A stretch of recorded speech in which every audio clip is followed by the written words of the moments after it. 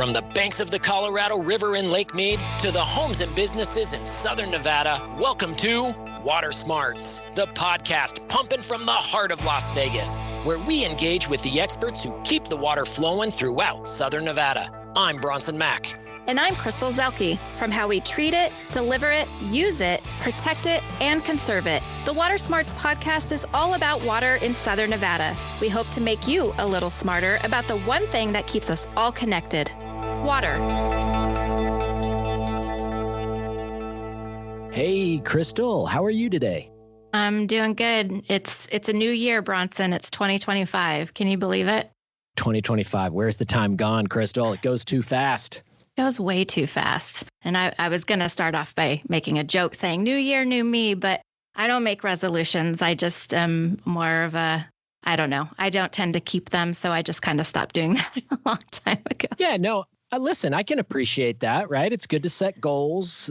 You don't always have to set a goal at the beginning of the year. You can set a goal whenever you need to and then achieve that goal. You know, and quite honestly, I mean, we're talking about water conservation here, and there are certainly goals for water conservation for our entire community. But now that we are in 2025, really that near-term goal all has to do with grass, and especially that decorative grass that is lining parking lots. It's around the convenience store or the drive-through fast food restaurant. This is grass that nobody plays on. It's just sitting there drinking our water resources. And we're going to talk a little bit today about a law that we have here in Nevada. It will take effect in 2027, and it prohibits the irrigation of non-functional grass. And so it's really important that commercial property owners, HOAs that have decorative grass, apartments and condos, townhomes, pretty much every property that's not a single-family residential home is going to be responsible for making sure that they adhere to this law.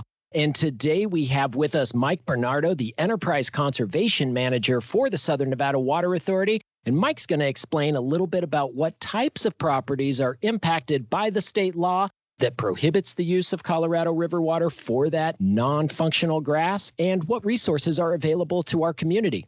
Hey, Mike, welcome back to the Water Smarts podcast. Hey, Happy New Year. Thanks for having me back on. We are so glad to have you back. Happy New Year as well. You know, Mike, we've talked a little bit about AB 356. It's that state law that is prohibiting the use of Colorado River water to irrigate non-functional grass here in the next couple of years once that law fully gets implemented. Some of our listeners who may not have heard that past episode might just need a little bit more information about what this law either means to them or their business or their HOA. So can you just explain a little bit and give some background to our listeners about the law and why it was enacted? Yeah, absolutely, Bronson. As many of our listeners know, Southern Nevada has an extremely limited water supply. We have the smallest allocation on the Colorado River at just 1.8% of the allocation for the upper basin, lower basin in Mexico each year. And 90% of our community's water supply is dependent on that small 1.8% allocation. However, the Colorado River has experienced over 20 years of, historic drought. And in fact, scientists aren't predicting that the river is going to get any better in time. So what we're seeing really is aridification, which is the drying of the river over time, the drying of the area over time. So we're operating currently under the fourth year of federally declared shortage on the Colorado River. And that shortage currently further limits our water supply, reducing our annual allocation by nearly about 7 billion gallons less water this year. So what that means is we need to conserve as much water as possible. Of that water that our community uses, outdoor irrigation on landscaping reflects the largest consumptive use in our community. Eliminating thirsty grass in areas that don't provide a public benefit other than how it looks is one way that we can help conserve water and address any future uncertainty. Eliminating thirsty grass is exactly what AB 356 aims to do. So basically, it targets decorative grass on medians, HOA entrances, around parking lots, apartments, townhomes, condos, etc. We're not looking at single-family homes. Single-family homes are exempt from AB 356.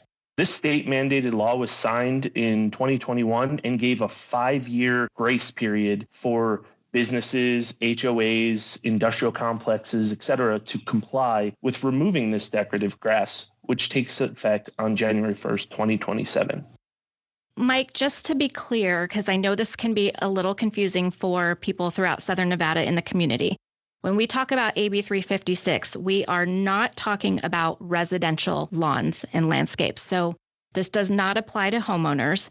It's specific to business, commercial, HOAs, apartments, and condos. When the law was passed, there were thousands of acres of non-functional or decorative grass at HOA entrances and along streets and medians and around business properties. As we like to say, no one is kicking a soccer ball or playing with their kids on this grass, but these properties now have just under 24 months to comply with the law.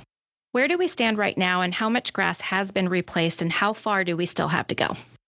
Our community has done a fantastic job in really getting behind AB 356 and removing non-functional turf. And I don't want to count out single-family residential homeowners who are not required to remove turf under AB 356, but have been removing grass at a completely voluntary basis. So we really commend everyone's efforts in the community. Over the last 3 years, our community has removed over 20 million square feet of non-functional turf. Those conversions alone save over 1 billion, with a B, gallons of water per year. So that's significant, but there's still more to be done. We can't take our foot off the gas right now, and some of the largest conversions within our community, they take years to plan and to program, and those we're going to see take effect over the next 1 to 2 years right before the deadline. So we're anticipating those. We're working with the HOAs and those properties on those right now to connect them to our rebate program. Although we've converted 20 million square feet so far, there's still several million square feet left to convert. And we expect all of that to be done before the deadline. Time is running out, and our rebates have just decreased. Landscape services, materials, all of these things may be in short supply, especially with the demand on our landscapers right now and with these really large conversions that are going to be taking place. So we recommend people start the process now and not wait, especially for HOAs, which have to work through their boards and long bid processes. Yeah, Mike, you make a really good point there about this law and some of the challenges that some property owners may face as this deadline gets closer. As you indicated, the rebate for non-functional grass is now $2 per square foot for the first 10,000 square feet, and then $1 for every square foot thereafter. That is a good resource for these properties that are working to replace or convert this non-functional grass. But what other resources are out there for these property owners to take advantage of? So first, that rebate that's decreased, we don't know if that will continue to decrease over the next 2 years because this is a state mandated law and it will be illegal to have non-functional turf after the deadline.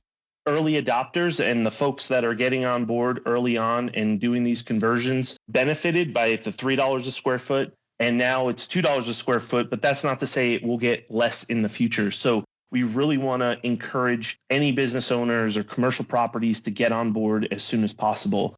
So another point I want to make is that Southern Nevada Water Authority is the only agency that can classify grass as non-functional or functional. So if you have grass and you're a commercial HOA or business entity, then you should contact Southern Nevada Water Authority as soon as possible so that we can get there, measure your grass area, and then provide you a classification map, whether that grass is functional or non-functional, so that there's no surprises and that you can take advantage of any rebates that we do offer. Yeah, and Mike, your team is out there every day engaging with these property owners, whether it's an HOA, a commercial property, or multifamily residential property, apartment complexes, condo complexes that have this non-functional grass. You really are there to help these property owners to make this transition, stay compliant with the law. Is that accurate? Like, you're there to help, right? Absolutely. We have a team of people that are constantly out there measuring turf. We're helping them with their non-functional turf, and we can help you as well. One of the questions, Mike, that we get from the community a lot is whether removing so much grass will impact the temperature here in the Las Vegas Valley. And it's clear with climate change, Southern Nevada is getting hotter and drier. We saw that in 2024 over the summer with a record hot summer. And grass can reduce the temperature around a structure because of the evaporation of the water that's used to irrigate grass lawns. We hear a lot of people complain that by taking out the grass, we're contributing to the urban heat island effect and making things worse. Can you address those concerns and explain how the Water Authority is working to combat the urban heat island effect specifically? Sure, Crystal. So every city in the United States is impacted by the urban heat island. It's caused by paved areas, buildings, structures that hold heat. Essentially, if it has a lot of thermal mass where it can absorb heat, it'll radiate that heat into the evening, which will warm the temperature of that area, causing it to have a warmer temperature than outlying areas that have a lot more vegetation, et cetera. Because cities have less vegetation than rural areas and they have a lot more thermal mass, they're naturally going to be warmer. It's also one of the reasons why the Water Smart Landscapes program requires that property include at least 50% living canopy coverage during a conversion. So that avoids any property owners in a conversion ripping out all of their vegetation and just putting rocks there. What we're looking for is drip-irrigated plants and trees at a minimum of 50%. And really the actual canopy coverage for the conversions that have been done to date is closer to 75 or 80%. So folks are definitely going above what is necessary, especially because of our tree bait program. The tree enhancement program was a program that started in 2023. And what that does is it adds an additional incentive to the Water Smart Landscapes program for every tree. So it's $100 for every tree that you install, up to 100% of the total canopy area. So that's the canopy area at maturity, and that's the total coverage area of the conversion. So 100% of that conversion square footage. What that does is it incentivizes folks to do more than that 50%. And we know that trees are the best plants around to provide shade on buildings and block walls, et cetera, to reduce that heat absorption that they're doing and cool off that property with shade. This program has been very successful. We've planted over 4,000 new trees in Water Smart Landscape conversions to date. That's for both single family and enterprise properties. And that reflects about 1.7 million square feet of living canopy at maturity of those trees. So that's about 40 acres of new canopy or new tree coverage of drought tolerant trees that we've installed over the last 18 months or so. One thing I want to point out regarding urban heat island is when you look at total converted grass area versus the total area that's been developed during that same time, and you include all of the buildings, streets, parking lots, et cetera, needed to provide that development with ingress, egress, then the converted grass areas are a very small percentage of what's actually contributing to the urban heat island. That's good information and exciting that we're seeing so many tree plantings going in around the valley, especially in areas that don't have a lot of tree canopy coverage and parks and areas where people congregate and hang out for entertainment and sports. Mike, we've also talked on this podcast before about why it's important to plant trees that can handle the heat. So Las Vegas, as we know, is expected to have more than 100 days over 100 degrees in the future, believe it or not. And not all the trees we see around the valley are going to survive that heat. People may have noticed trees like Afghan pines and purple plums are already starting to die off. What should people know about the impacts of heat on their choice of trees? Yeah, that's a great point. We saw firsthand how warm it was this last summer and the stress that it brought to trees. And when you look at the Afghan pines and you look at some of the ash trees and you look at the purple plums, what you'll see is the top and the center of those trees start to die off, even if the trees are still alive. And that's just showing their signs of stress and that they're not going to live very much longer. So the trees that we're incentivizing to be installed under the tree enhancement program and the trees that we're working with Impact Nevada to plant are specifically trees that will do well in a warmer environment, specifically trees that are drought tolerant and heat tolerant, as we know it's going to get warmer and warmer. We know more water won't work. It doesn't matter how much you water them. Eventually, they just cannot take the hot temperatures. We know with the boars, for the ash trees, for instance, they used to die off in the very cool winters because winters have been more temperate.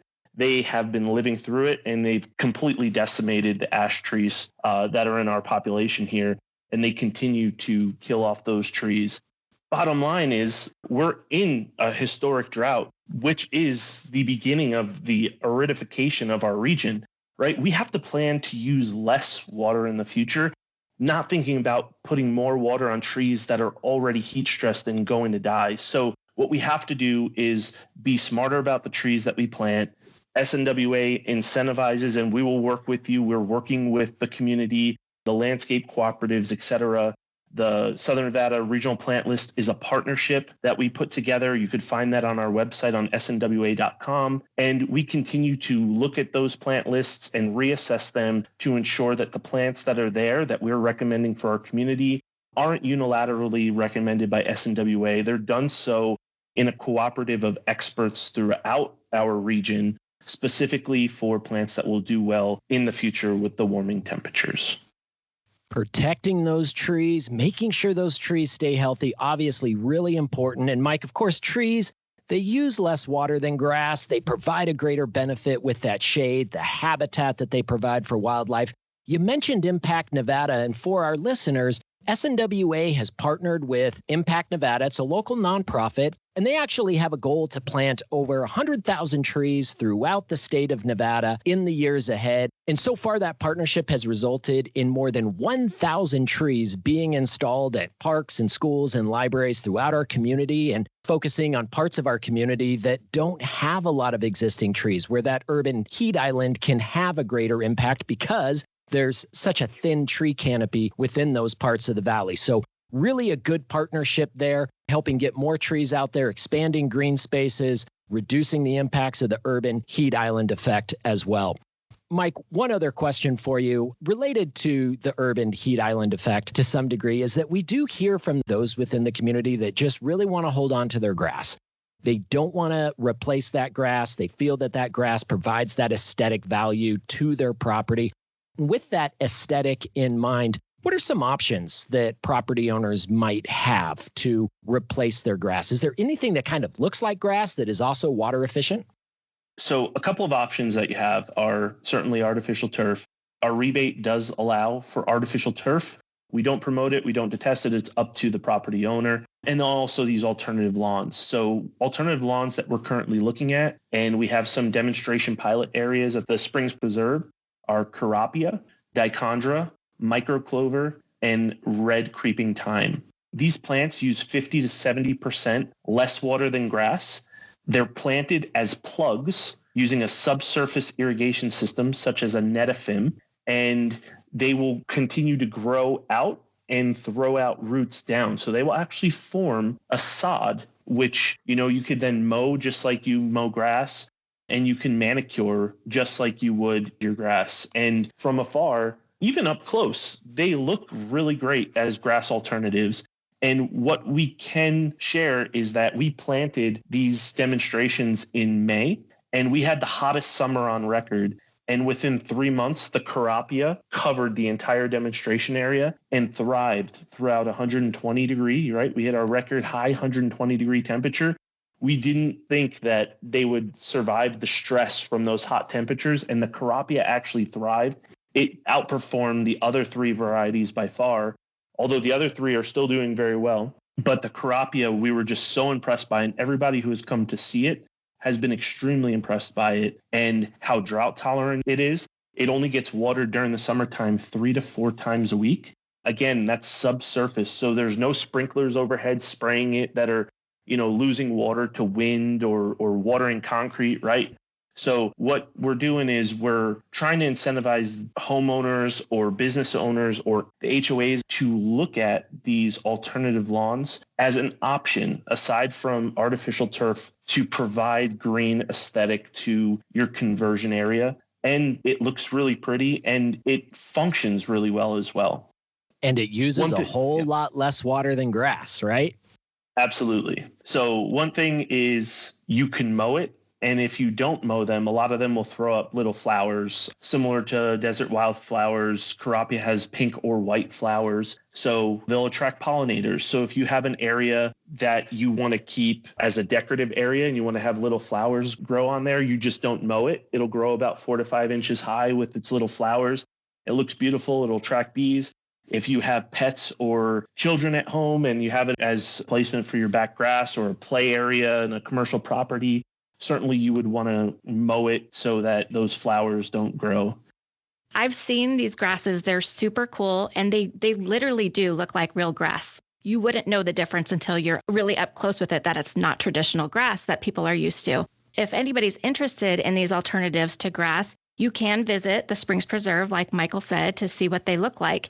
My team has also developed some videos showing what these grasses look like on our SNWA YouTube channel and on our social media channels. And so when you're there at the Springs Preserve, just going back to that, you can actually, in the demonstration garden where they're set up, you can touch them, you can feel them, you can see what they look like up close and decide if that might be a good option for your yard.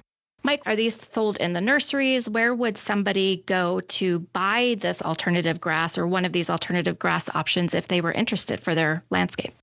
Currently, these are really new and they're gaining popularity. So right now, Valley Sod is the only authorized Carapia distributor within Southern Nevada. But we anticipate in the next several months, you should see it in Star Nursery and some of the other nurseries around town. So if people can't visit the Springs Preserve, they should be able to see some flats of the alternative lawns at your local nursery sometime this spring and summer. And Mike, I think one thing that we should also mention is that if you do want to pursue planting or using some of these alternative grasses, the Carapia, the microclover, they qualify for the Water Smart Landscape rebate. In other words, you could take out your grass and install those and still get the rebate, correct? Yes, absolutely, Bronson. As long as they're irrigated with a subsurface irrigation, meaning you cannot take out your grass, leave the spray nozzles in there, and then put an alternative lawn there and overhead spray it. You need to remove that spray irrigation system and install the subsurface irrigation system. That's really where our savings come in. And that's what gets us to a 50 to 70% savings, along with the drought tolerance and heat tolerance of the plants. Yeah, and that's a big chunk of the premise here for the Water Smart Landscape Rebate Program, eliminating that inefficient spray irrigation, going with the more efficient drip irrigation. With these alternative grasses, they can be irrigated subsurfacely through those drip irrigation systems.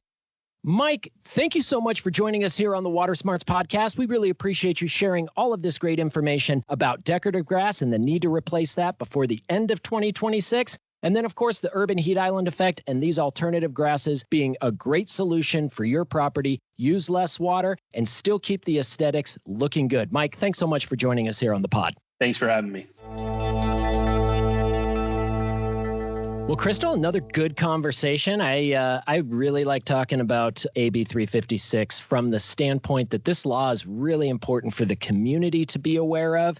And I really liked hearing about some of those alternative grasses that Michael talked about. Yeah. And on a personal note, when we were talking about that, so last summer, we started our landscape upgrade in our backyard. It wasn't a conversion, but it just needed a totally redo.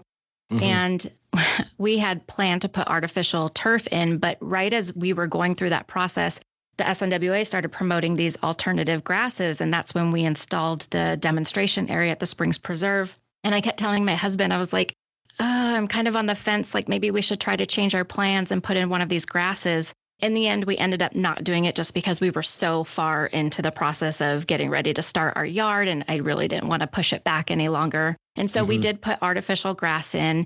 And, it's fine. I mean, for us, it works. It's a personal preference. I understand that it's not for everybody, but I think it's up to property owners and whether you are a business, a dentist office, or you are a homeowner to really kind of do your research and decide what works for you. And we put in our artificial grass, and I'll say my dogs hang out there. They love to suntan on it. Doesn't seem to bother them. And I don't have little kids anymore. They're older, so they're not out there running around barefoot, and I don't have to worry about things like that. So we put trees, lots of plants, all good.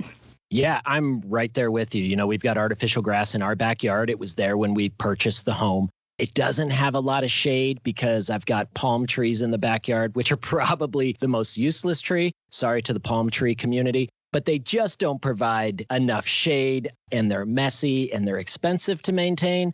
But my artificial turf is really holding up. I mean, it is about 12 years old, I believe, and it's under direct sunlight all day, every day, and it's still holding up, looking good. I agree with you, though. Personal preference as far as installing artificial turf. When we did the Water Smart Landscape Rebate Program and artificial turf was becoming more prevalent in the community, there was actually demand from residents and businesses for the Water Authority to include artificial turf as an acceptable ground covering to qualify for the program. So the community actually told us, hey, we want to use artificial turf. We want to have that available to us and be credited for that in the Water Smart Landscape Rebate Program. I'm glad we did, because certainly it has really led the charge in our conservation efforts and replacing grass. And all of that is helping to make Southern Nevada much more water efficient. And that's it for this episode here on the Water Smarts Podcast. We hope you subscribe. Make sure that you listen next time. And if you like the show, give us a rating. We can always use a rating. That's always helpful for us. It helps more people find the show within their podcast feeds. And if you would like more information about conservation, water quality, new technologies, water delivery, everything that you need to know about being water smart, you can find those tips and videos and other resources on our website at snwa.com. Thanks again for listening, and we'll see you here next time on Water Smarts.